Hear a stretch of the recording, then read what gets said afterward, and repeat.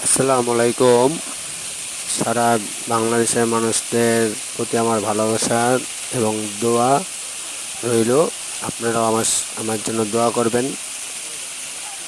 এটা রংপুর চিকলির পাড়, ঢাকা থেকে 320 কিলোমিটার, 25 কিলোমিটার হবে। খুব সুন্দর একটা বিনোদন একটা জায়গা। এই জায়গাটা শিশুদের জন্য, বাচ্চাদের জন্য মনোরম পরিবেশ। আশা রইল সবাই আসবেন দেখতে।